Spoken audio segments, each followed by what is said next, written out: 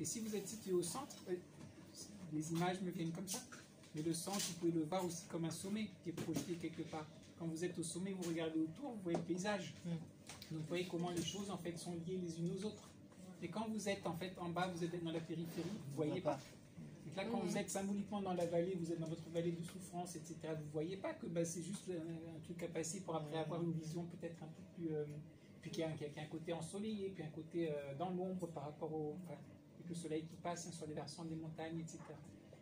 Donc ça, c'est cette idée-là, des choses qui tournent, qui changent, mais en même temps, à chaque fois, quel est le point de vue, en fait? Et je crois qu'Ali Liban, il arrive vraiment pas mal à lier on va dire, le point de vue plus humain, et puis ce point de vue plus, je ne sais pas comment appelons le spirituel ou quoi que ce soit, et qui montre que ce n'est pas deux choses qui sont exclusives, mais que l'un mène vers l'autre, enfin ils sont compris l'un dans l'autre, et que si on prend ce point de vue, même des choses qui pourraient paraître plus, entre guillemets, terre à terre, ou plus, en fait, il y a des dimensions cachées derrière, qui sont magnifiques, qui nous apprennent à plus pleinement goûter, pour reprendre l'instant présent. Que ça soit, je ne sais plus qui disait, on préfère parfois goûter certaines choses que d'autres, mais surtout, on peut se dire, je ne sais pas, les enfants, ou les vêtements, ou vendre et acheter, ou le climat, châtiment, des choses qu'on peut dire, non, moi jamais ceci, ou jamais cela, ou ça, je suis contre, etc.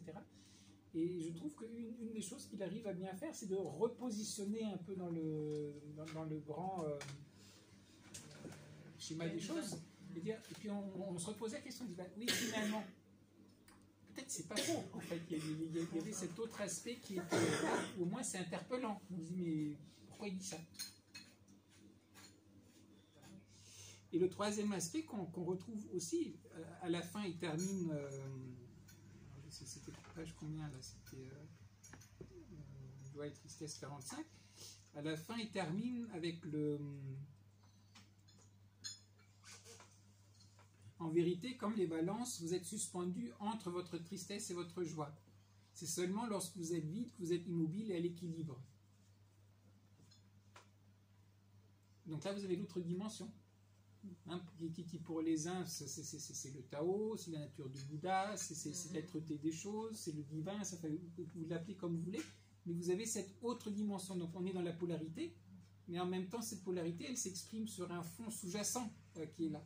Et si vous arrivez à rester dans votre centre, et donc vous savez apprécier, vous les voyez, mais vous n'êtes plus emprisonné ni par l'un ni par l'autre, c'est que là, tout d'un coup, que les choses, à nouveau, prennent une autre dimension. Et je crois que dans beaucoup des réponses en fait qu'il fait, vous êtes toujours dans ces trois choses-là. On ouvre la perspective, on montre comment certaines choses jouent en fait un rôle qu'on n'a pas forcément tendance à penser qu'ils jouent, et en même temps, il montre toujours un peu en quoi ça ouvre la voie en fait vers un...